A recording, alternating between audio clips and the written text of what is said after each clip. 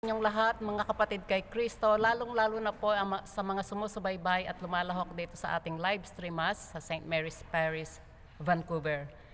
Tumayo po tayong lahat at sabay-sabay nating dadasalin ang panalangin para sa ikatlo ng hapon. Sabay-sabay po, pumanaw ka Jesus, subalit ang bukal ng buhay ay bumalong para sa mga kaluluwa at ang karagatan ng awa ay bumugso para sa sanlibutan.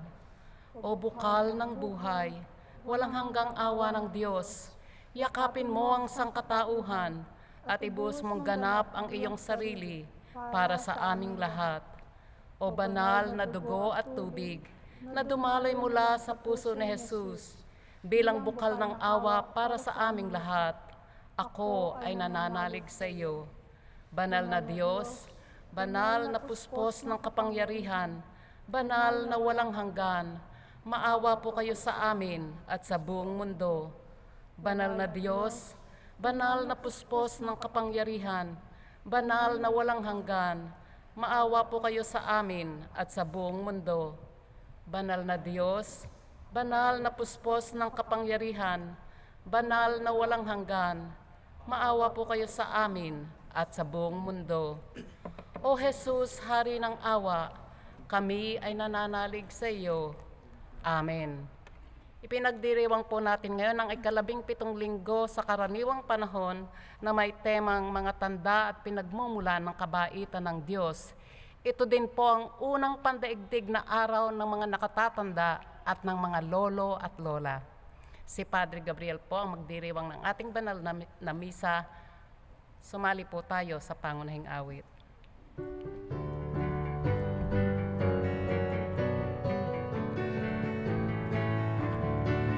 Sa piging ng ating Panginoon, tayo laging natitipon, upang matutong magmahalan sa pag-ibig na makamtan.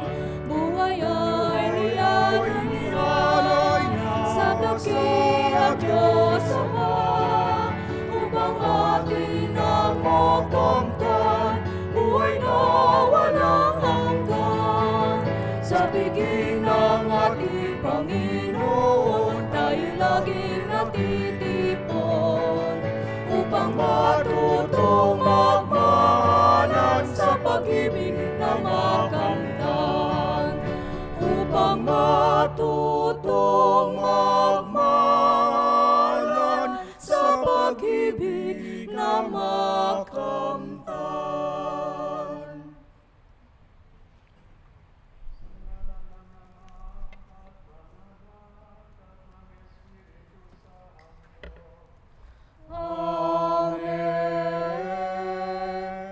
Kaya ng ating Panginoong Hesu Kristo at ang pag-ibig ng Diyos at ang liwanag ng Espiritu Santo ay sumahin niyong lahat.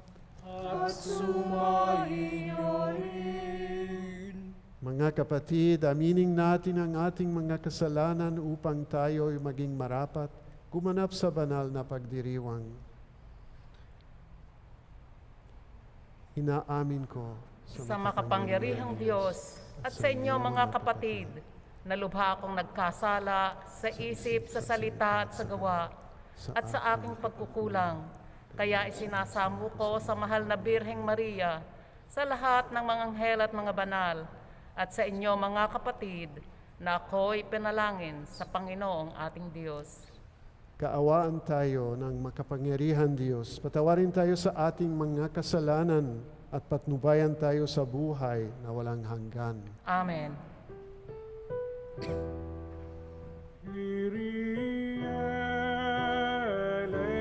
eleison. Kyrie eleison. Christe eleison. Christe eleison. Kyrie eleison. Kyrie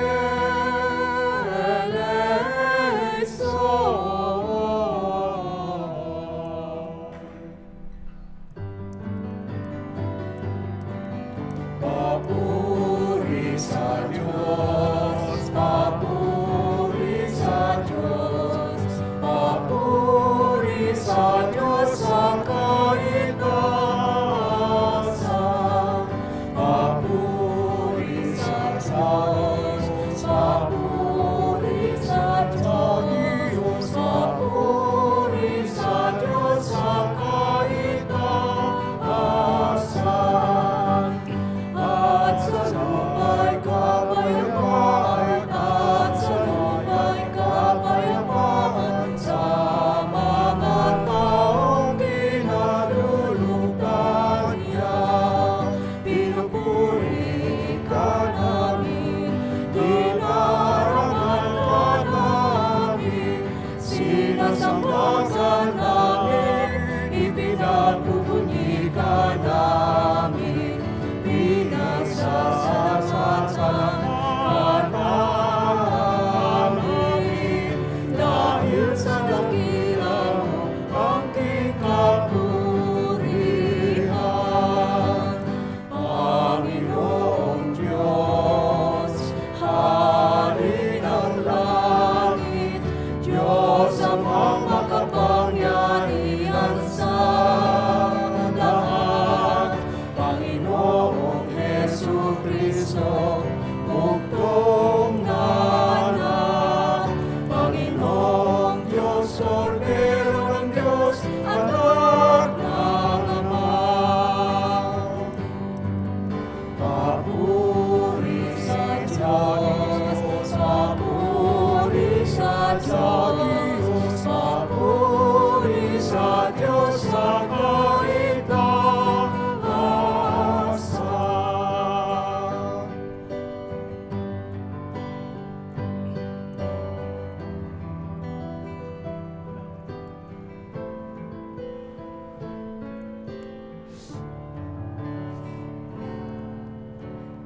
Ikaw na nag-alis ng mga kasalanan ng sanlibutan. Maawa ka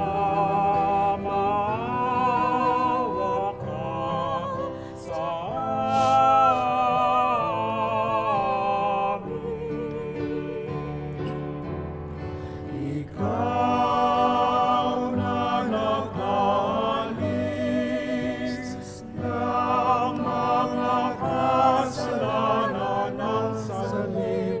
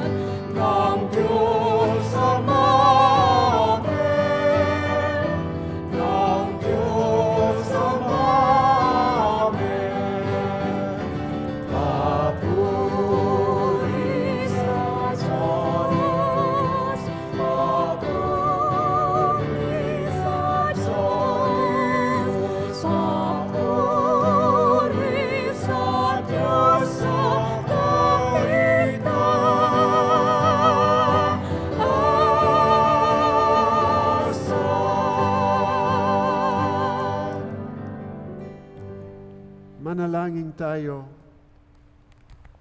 Ama naming makapangyarihan, nililingap mo ang mga walang inaasahan kundi ikaw, hindi maidarangal at hindi magiging banal.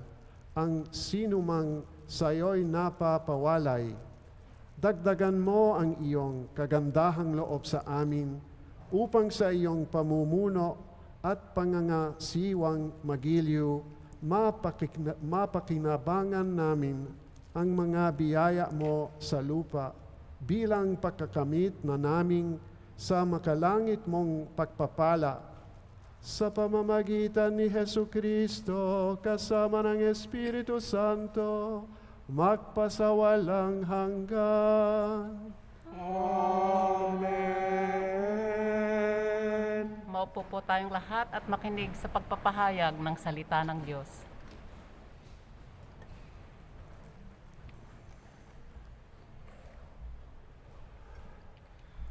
Pagbasa mula sa ikalawang aklat ng mga hari. Noong panahong iyon, isang lalaking taga-Baal sa Lisa ang lumapit kay Eliseo. May dala siyang bagong aning trigo at 20 tinapay na yari sa unang anin niya ng sibada. Sinabi ni Eliseo, "Ihain ninyo iyan sa mga tao." Sumagot ang kanyang katulong, "Hindi ito magkakasya sa 100 tao." Iniutos niya uli, "Ihain ninyo iyan sa mga tao, sapagkat sinabi ng Panginoon, mabubusog sila at may matitira pa." At inihain nga nila iyon. Kumain ang lahat at nabusog, ngunit marami pang natira, tulad ng sinabi ng Panginoon. Ang salita ng Diyos. Salamat sa Diyos.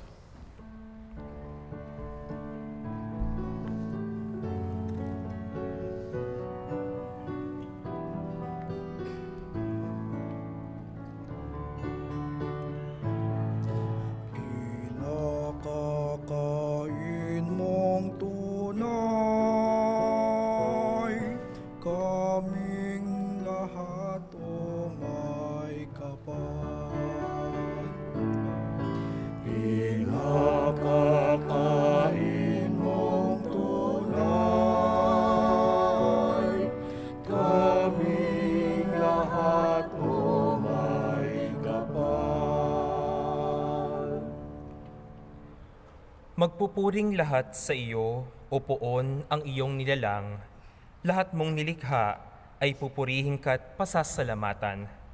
Babanggitin nilang tunay na dakila ang iyong kaharian at ibabalitang tunay ka't dakila't makapangyarihan. Kinakakain mong tunay, kaming lahat o may kapal. Tanging Panginoon ang inaasahan ng tanang nabubuhay, siyang nagdudulot ng pagkain nilang kinakailangan. Binibigyan sila ng sapat na sapat, hindi nagkukulang. Ano pat ang lahat ay may tinatanggap na ikinabubuhay. Kinakakain mong tunay, kaming lahat o may kapal. Matuwid ang Diyos sa lahat ng bagay niyang ginagawa. Kahit anong gawin ay kalakip doon ang habag at awa. Siya'y nakikinig at handang tumulong sa lahat ng tao. Sa sino mang taong pagtawag sa Kanya'y tapat at totoo. Kinakakain mong tunay, kaming lahat o may kapal. Kinakakain mong tunay, kaming lahat o may kapal. Pagbasa mula sa sulat ni Apostol San Pablo sa mga taga-Efeso. Mga kapatid, Ako na isang bilanggo dahil sa Panginoon ay namamanhik sa inyo na mamuhay kayo gayang nararapat sa mga tinawag ng Diyos. Kayo'y maging mapagpakumbaba, mabait at matiyaga. Magmahalan kayo at magpaumanhinan. Pagsumakitan ninyong mapanatili ang pagkakaisang mula sa Espiritu sa pamamagitan ng buklod ng kapayapaan. Iisa lamang ang katawan at iisa rin ang Espiritu. Gayon din naman, iisa lamang ang pag-asa ninyong lahat, dulot ng pagkatawag sa inyo ng Diyos. May isa lamang Panginoon, isang pananampalataya at isang pagbibinyag, isang Diyos at Ama nating lahat. Siya'y higit sa lahat, gumagawa sa lahat at sumasa lahat. Ang salita ng Diyos. Salamat sa Diyos.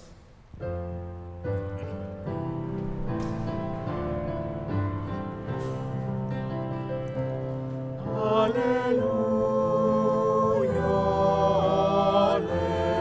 Alleluia, kami ay gawin mong daan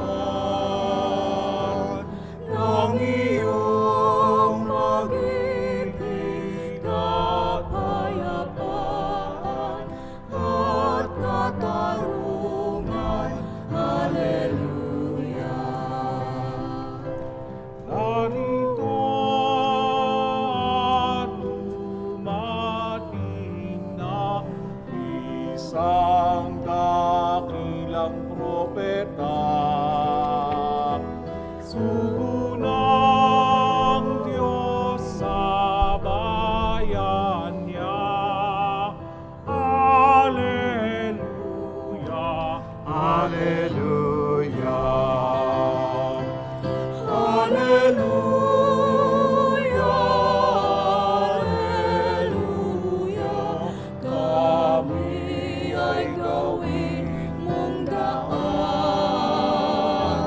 ng iyong pag-ibig, kapayapaan at katarungan.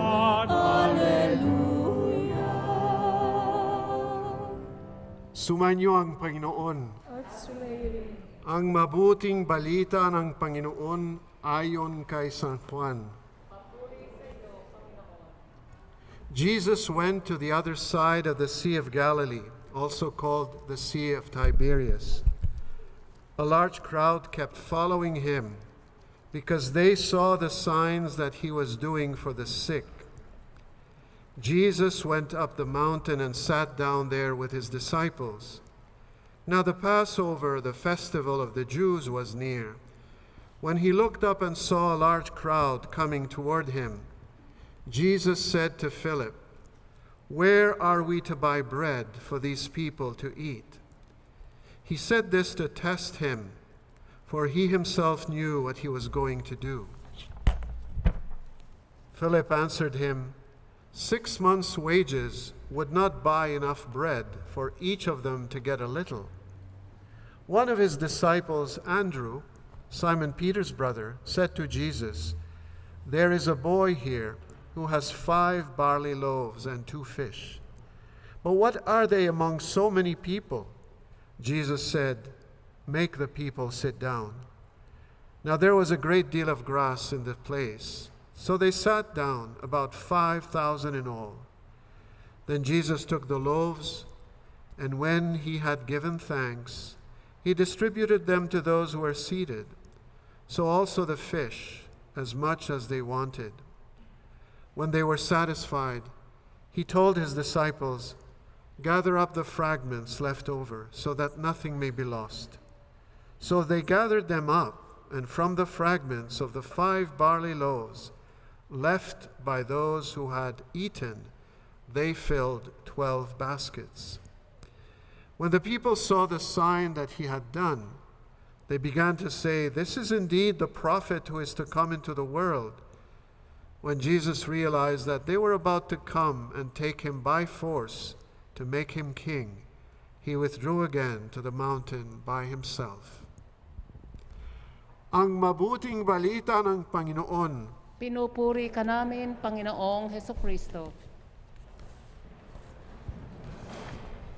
Today I'm not going to preach about this passage of the Gospel of John chapter 6 about the multiplication of bread, but I'm going to talk a little bit about July 25th, because you may know or you may not know that Pope Francis has proclaimed today the first World Day for grandparents and the elderly.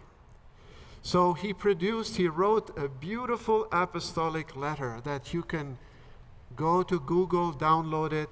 It's very, very beautiful. It's a little gem.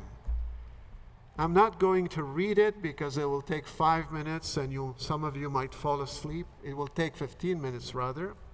But I'm going to talk about my own experience of my lolo and my lola, and in general of the mga matatanda, the elderly people.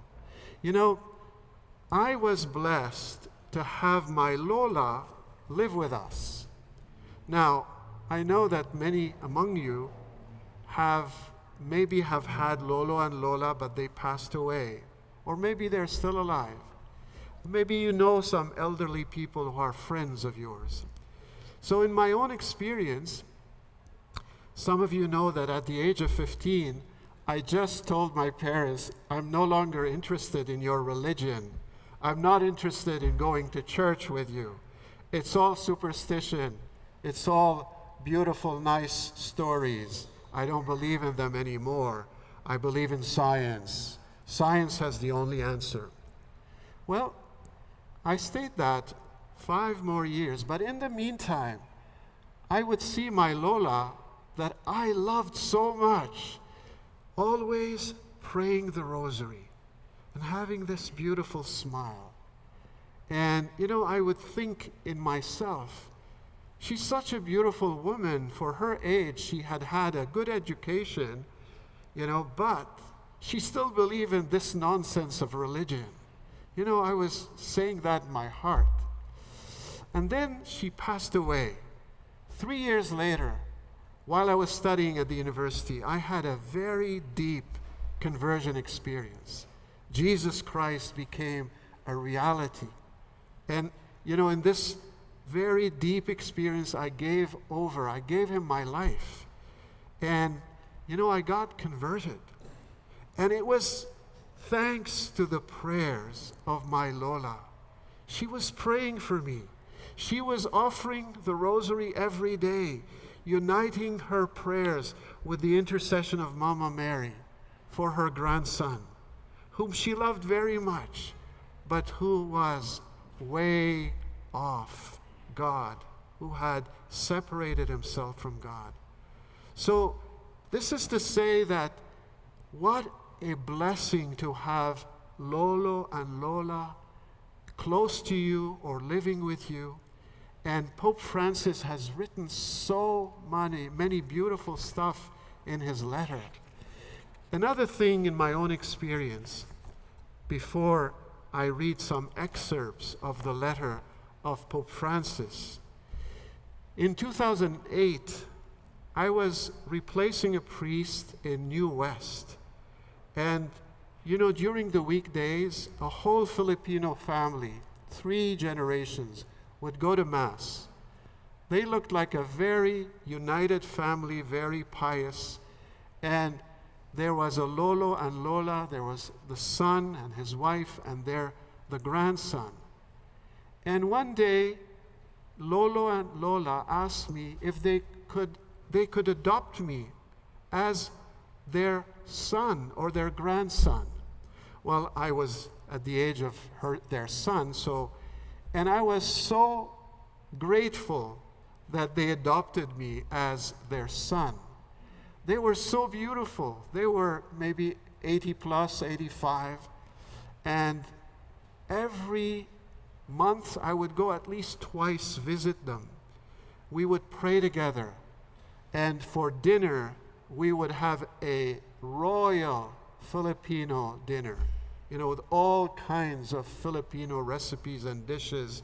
Just, masarap. It's so, and they gave me the love of the Philippines, of the Filipino culture, Filipino history, Filipino geography.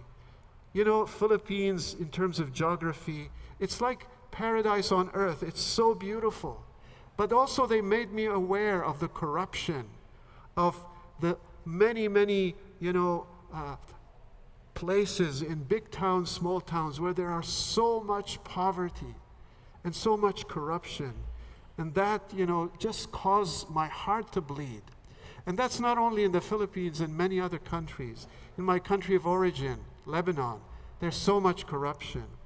But going back to the experience of Lolo and Lola, today I want to offer this whole Mass for all the Lolos and Lolas and the mga matatanda, so that we can today, in a very special way, we can honor them.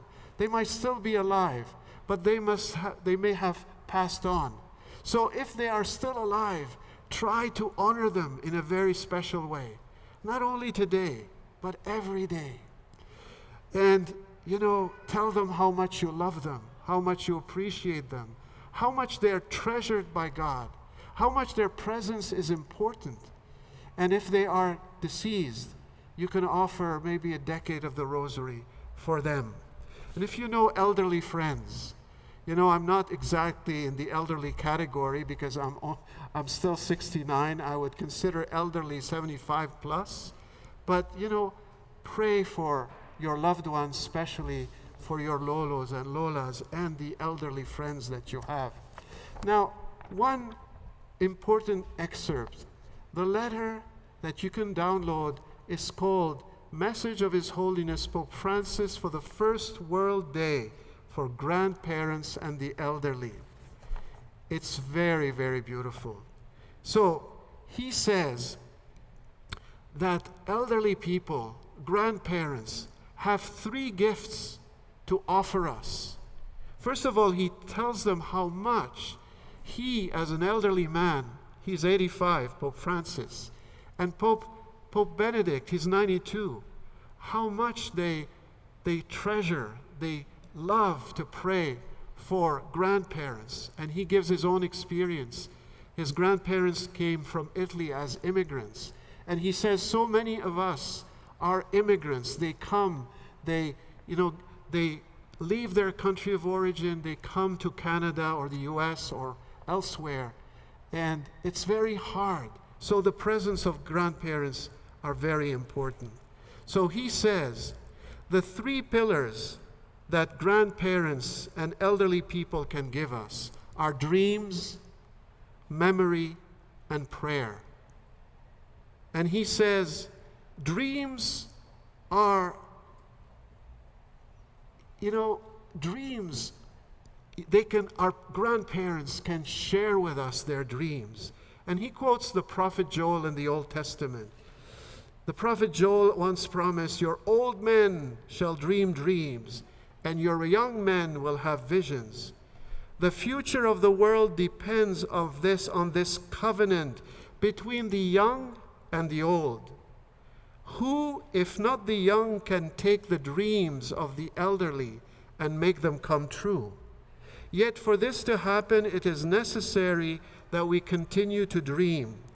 Our dreams of justice, of peace, of solidarity can make it possible for our young people to have new visions. In this way, together, we can build a future. You need to show that it is possible to emerge renewed from an experience of hardship. I'm sure that you, grandparents and elderly people, had more than one hardship in your life. You have faced many troubles and yet were able to pull through. Dreams are thus intertwined, united with memory. And Pope Francis to add, I think of the painful memory of war and its importance for helping the young to learn the value of peace. Those among you who experience the suffering of war must pass on this message.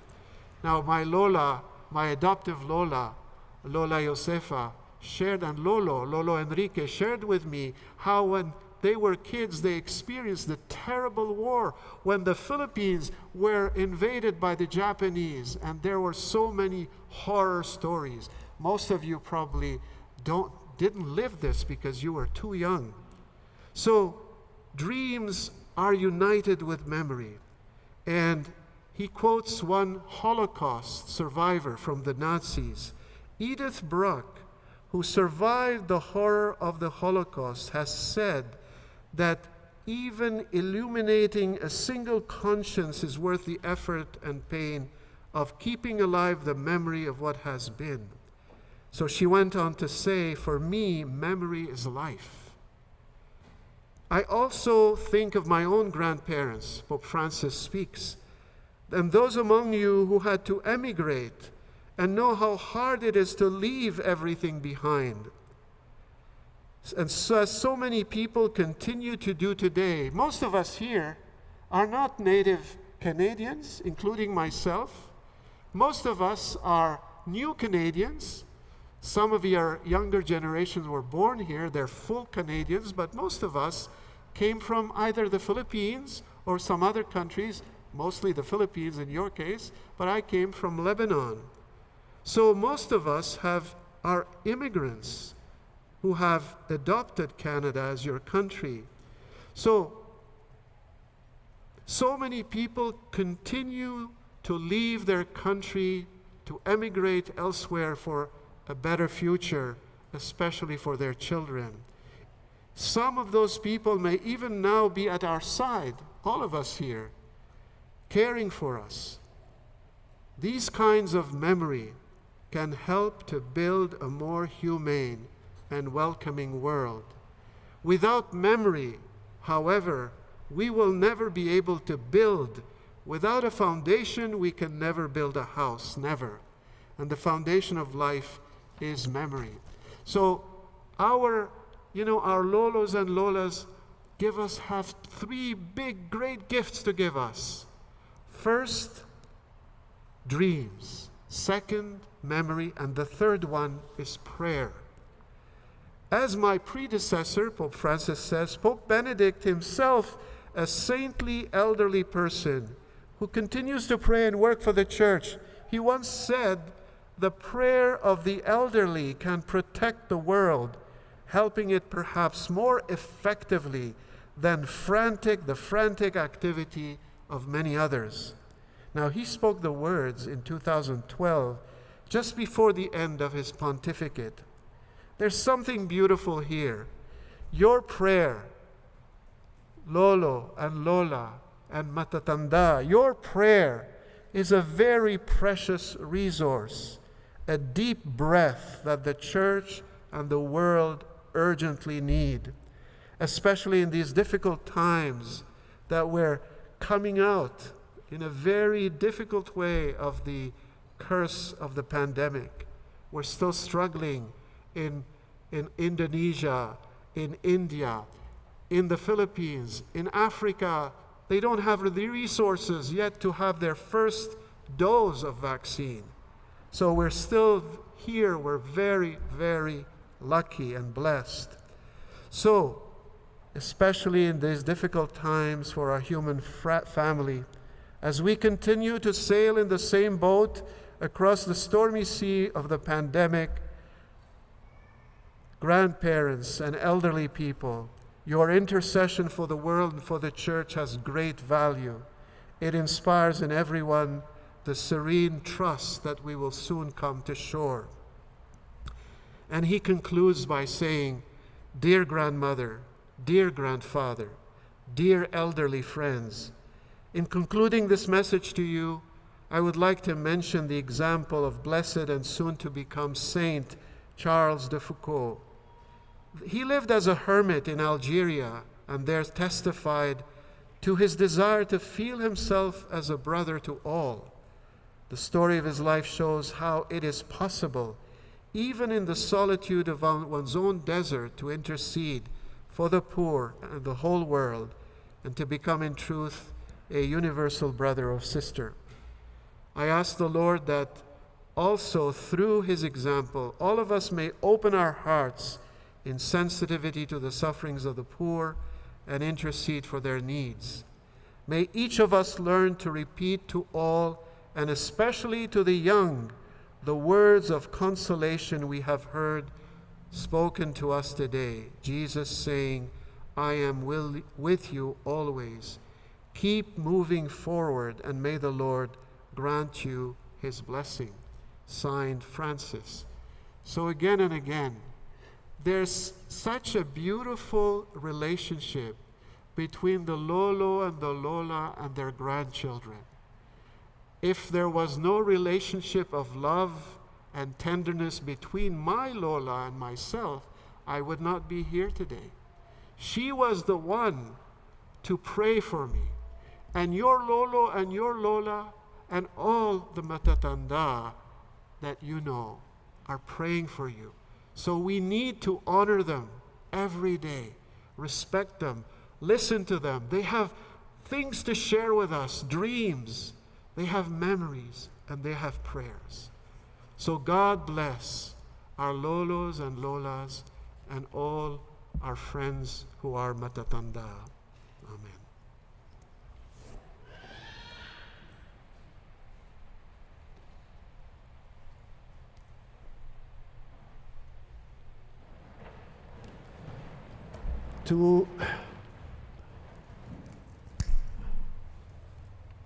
Tumayo tayong lahat at sabay-sabay nating dasalin ng buong sigla. Sumasampalataya ako sa Diyos amang makapangyarihan sa lahat, na may gawa ng langit at lupa. Sumasampalataya ako kay Hesukristo, iisang anak ng Diyos, Panginoon nating lahat. Nagkatawang tao siya lalang ng Espiritu Santo, ipinanganak ni Santa Mariang Birhen, pinagpakasakit ni Poncio Pilato, ipinako sa krus, namatay, inilibing, nanaog sa kinaroroonan ng mga yumao. Nang may 3 araw, nabuhay na maguli, umakyat sa langit, naluluklok sa kanan ng Diyos amang makapangyarihan sa lahat. Doon magmumulang paririto at huhukom sa nangabubuhay at nangamatay na tao.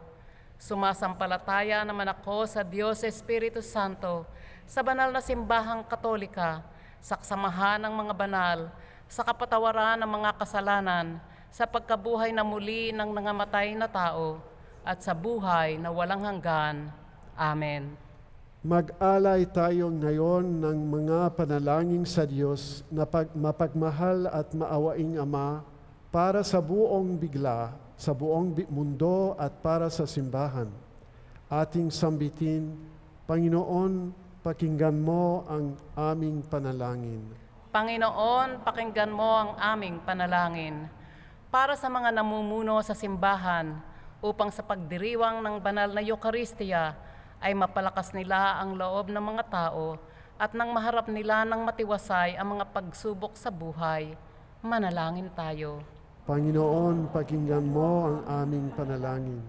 Para sa mga namumuno sa ating bansa, lalo na sa panahong ito ng COVID-19 pandemic, upang mabigyan nila ng lakas ng loob ang mga taong bayan sa pagsuong sa mga panganib na dala ng salot na ito, manalangin tayo. Panginoon, pakinggan mo ang aming panalangin. Para sa lahat ng mga gumagawa sa ating mga pagamutan at nagsisikap na sugpuin ang pagkalat ng COVID-19 virus, upang sila ay manatiling ligtas at malakas ang loob sa pangangalaga nila sa ating mga kababayang dinapuan ng salot na ito, manalangin tayo. Panginoon, pakinggan mo ang aming panalangin. Para sa ating lahat na nagdiriwang ng banal na Eucharistia, upang sa ating pagdadamayan sa panahong ito ng kagipitan, ay makita natin ang paglakas ng mga mag-anak para mapabuti ang lagay ng tanan, manalangin tayo. Panginoon, pakinggan mo ang aming panalangin. Nawa patnubayan ng ating Panginoon ang lahat ng mga nakatatanda at mga lolo at lola upang ating maging gabay sa pagbabahagi nila ng kanilang mayamang karanasan at karunungang natamo sa pagdaan ng mga taon. Maging maligaya nawa sila sa piling ng kanilang mga mahal sa buhay at ipag-adya mo sila sa lahat ng panganib at karamdaman. Manalangin tayo. Panginoon, pakinggan mo ang aming panalangin. At tahimik nating idalangin ang ating mga pansariling kahilingan.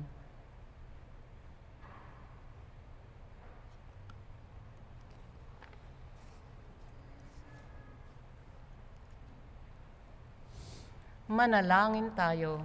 Panginoon, pakinggan mo ang aming panalangin. Kami ay nagpapasalamat at nagpapala sa iyo, Diyos na maawain at mapagmahal na Ama, sa iyong pakikinig at pagsagot sa aming mga panalangin sa pamamagitan ni Kristo na aming Panginoon. Amen. Maupo po ang lahat.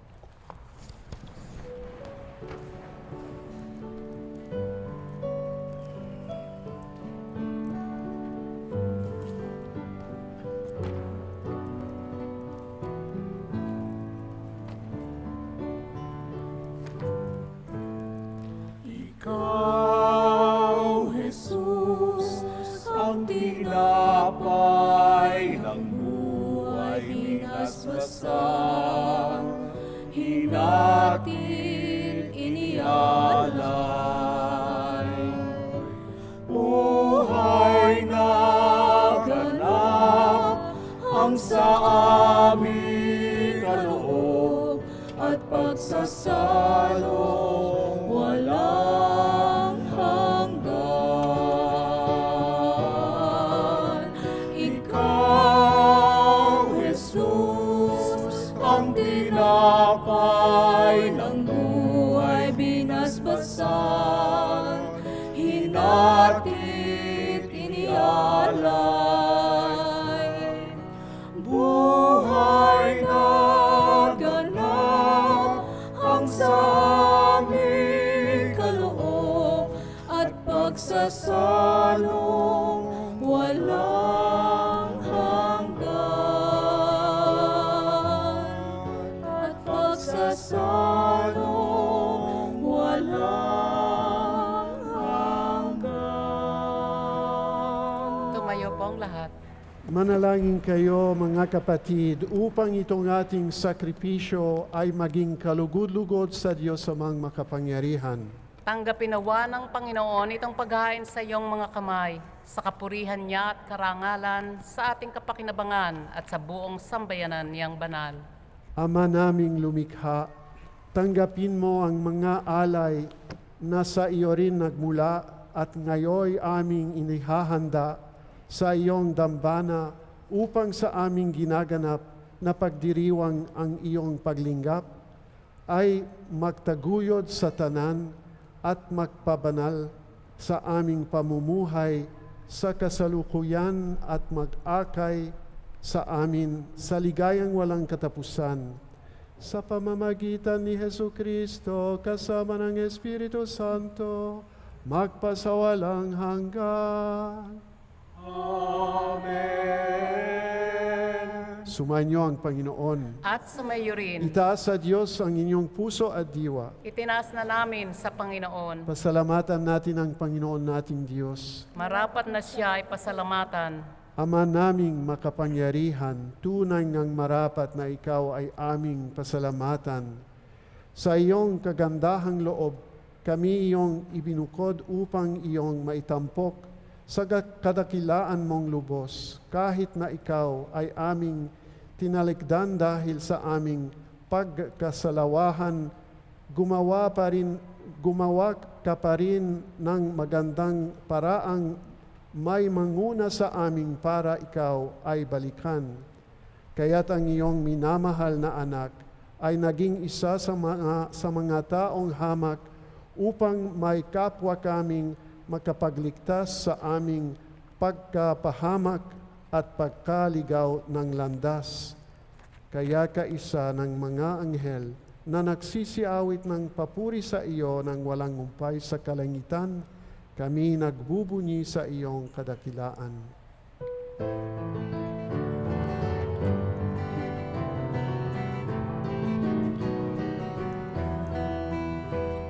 Santo, Santo, Santo, Panginoong Diyos, napupuno ang langit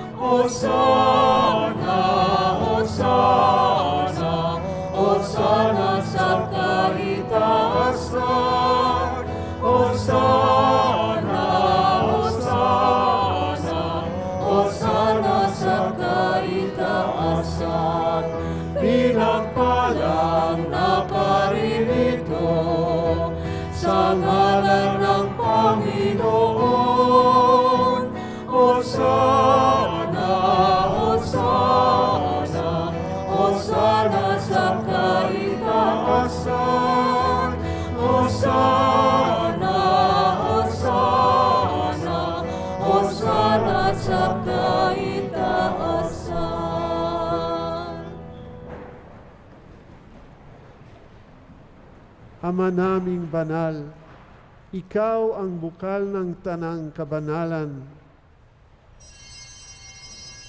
Kaya't sa pamamagitan ng iyong Espiritu gawing mong banal ang kaloob na ito, upang para sa amin maging katawan at dugo ng aming Panginoong Hesukristo. Bago niya pinagtisang kusang loob na maging handog, hinawakan niya ang tinapay, pinasalamatan kaniya, pinaghati-hati niya iyon, iniabot sa kanyang mga alagad at sinabi, "Tanggapin ninyong lahat ito at kanin. Ito ang aking katawan na ihahandog para sa inyo."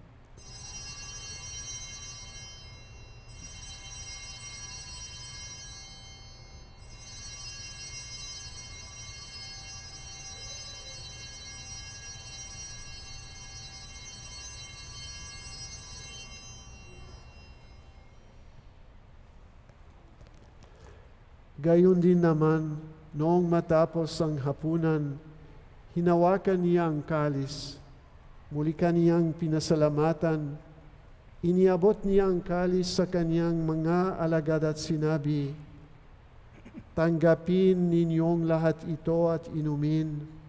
Ito ang kalis ng aking dugo ng bago at walang hanggang tipan, ang aking dugo ng ibubuhos para sa inyo at para sa lahat, sa ikapagpapatawad ng mga kasalanan. Gawin ninyo ito sa pag-alala sa akin."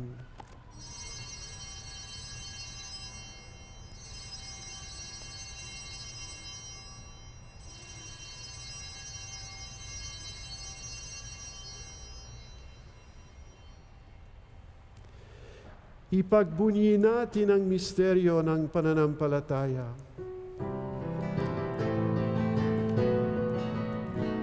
Sa krus mo at pagkabuhay, kami tinubos mong tunay. Poong Jesus naming mahal, iligtas mo kami tanan. Poong Jesus naming mahal, ngayon at magpakailanman. Ama, ginagawa namin ngayon ang pag-alala sa pagkamatay at muling pagkabuhay ng iyong anak. Kaya tiniaalay namin sa iyo ang tinapay na nagbigbigay buhay at ang kalis ng nakakaloob ng kaligtasan. Kami nagpapasalamat dahil kami iyong minarapat na tumayo sa harap mo para maglingkod sa iyo. Isinasamo namin kaming magsasalo-salo sa katawan at dugo ni Kristo ay mabuklod sa pagkakaisa sa pamamagitan ng Espiritu Santo. Ama, lingapin mo ang iyong simbahang laganap sa buong daigdig. Puspusin mo kami sa pag-ibig kaisa ni Francisco na aming Papa at ni Michael na aming Obispo at ng Tanang Kaparian. Alalahanin mo sina Nelia Pareño at J.R. Nolasco na tinawag mo mula sa daigdig na ito. Alalahanin mo rin ang mga kapatid naming nahimlay nang may pag-asang sila'y muling mabubuhay, gayon din ang lahat ng mga pumanaw. Kaawaan mo sila at patuloyin sa iyong kaliwanagan. Kaawaan mo at pagindapatin kaming lahat na makasalo sa iyong buhay na walang wakas, kaysa ng mahal na Birheng Maria na ina ng Diyos, kaysa ni San Jose ang kaniyang kabiyak, kaysa ng mga apostol, kaysa ni Santo Domingo, at ng lahat ng mga banal na namuhay dito sa daigdig ng kalugod-lugod sa iyo, may pagdiwang nawa namin ang pagpupuri sa ikararangal mo sa pamamagitan ng iyong anak na aming Panginoong Hesukristo. sa pamamagitan ni Kristo, kasama niya at sa Kanyang lahat ng parangal at papuri ay sa iyo, Diyos amang makapangyarihan, kasama ng Espiritu Santo, magpasawalang hanggan. Amen, amen, amen, amen,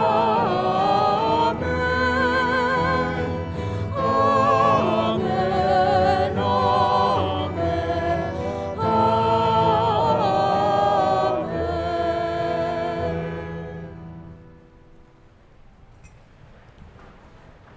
Sa tagubilin ng mga nakagagaling na utos at turo ng mabathalang aral, buong pag-ibig nating awitin.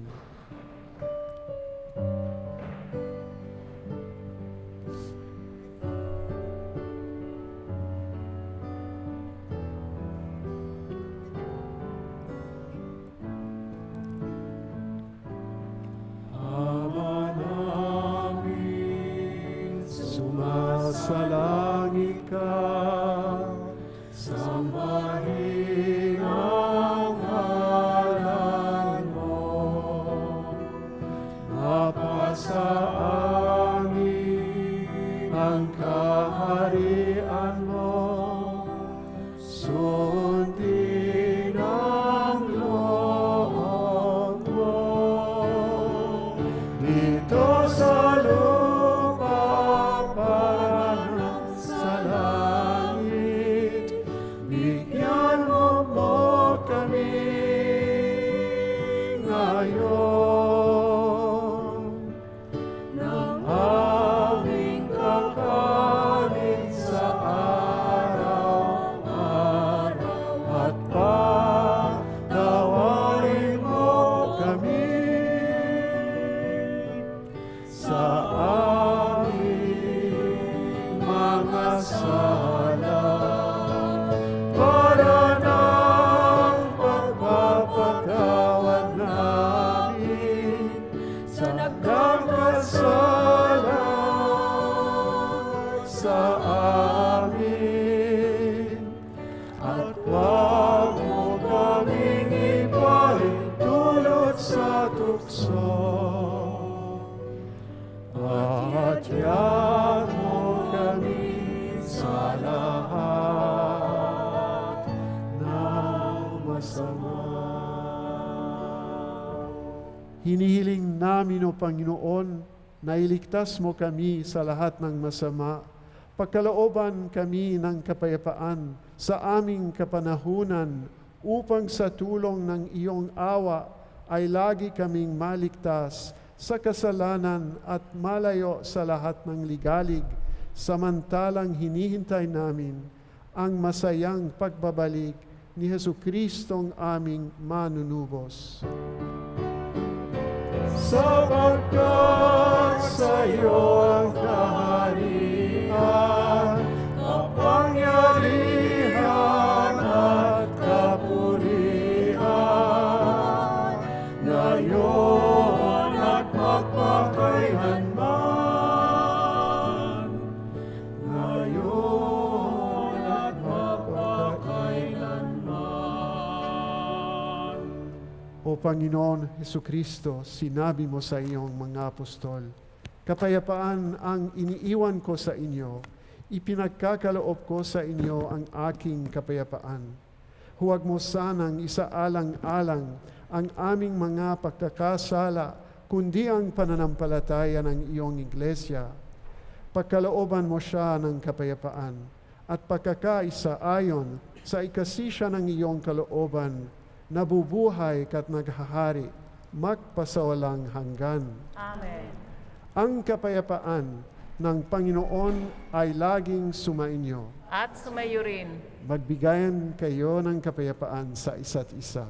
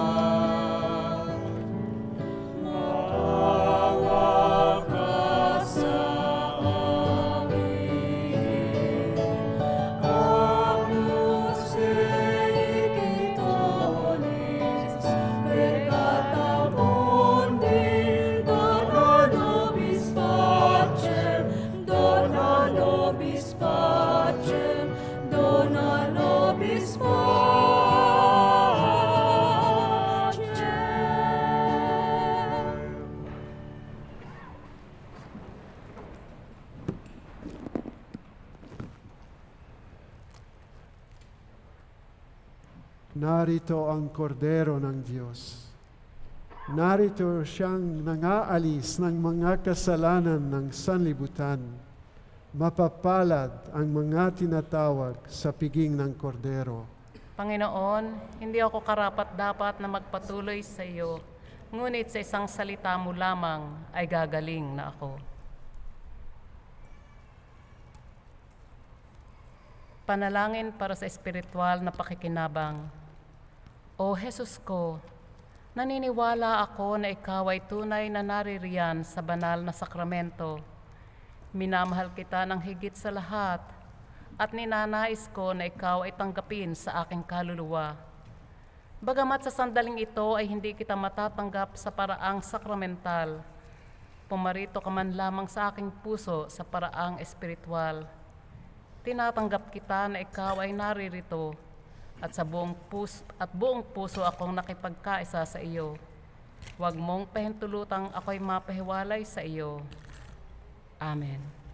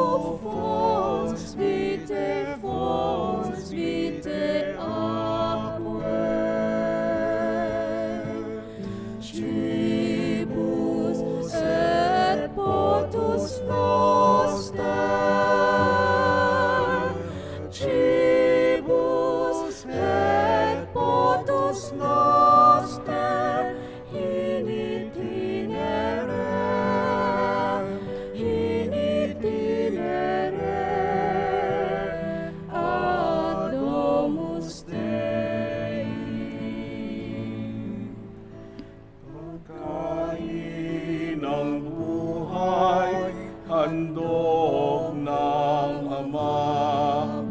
Bukal ka ng buhay, patis ng biyaya. Maging pagkain namin at inumin ang tanan sa paglalakbay namin sa tahanan ng Ama.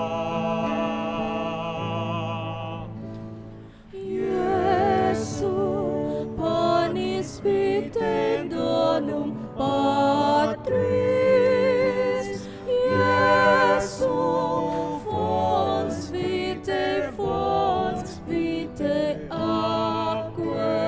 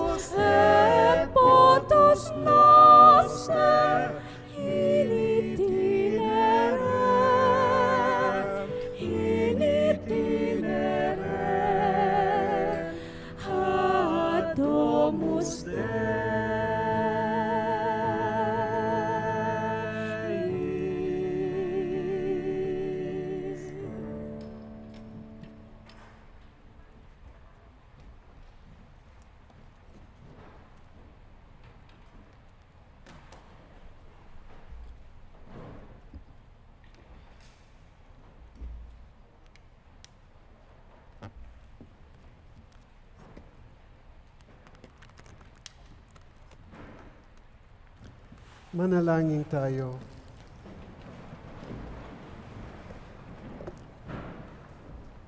Ama naming mapagmahal, pinagsaluhan naming sa banal na pakikinabang ang ala-alang walang kupas ng iyong anak na nag-alay ng sarili niyang buhay para sa aming kaligtasan.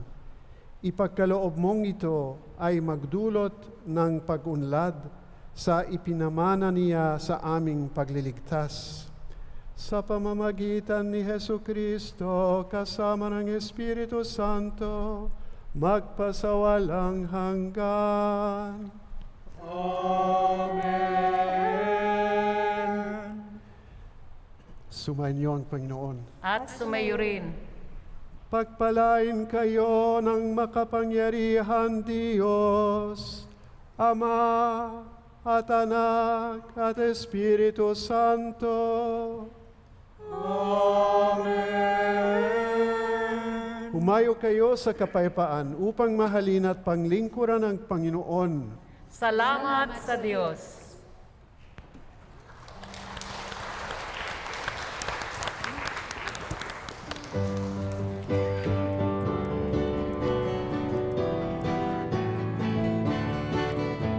Isang pananampalataya, isang pamiminyat, isang Panginoon, ang kinin natin lahat. Habilin ni Jesus, noong siya'y lumisan, tayo ay magkatipon sa pagmamahalan. Isang pananampalataya, isang pagbibinyag, isang Panginoon, ang kinin natin lahat. Isang Panginoon, ang kinin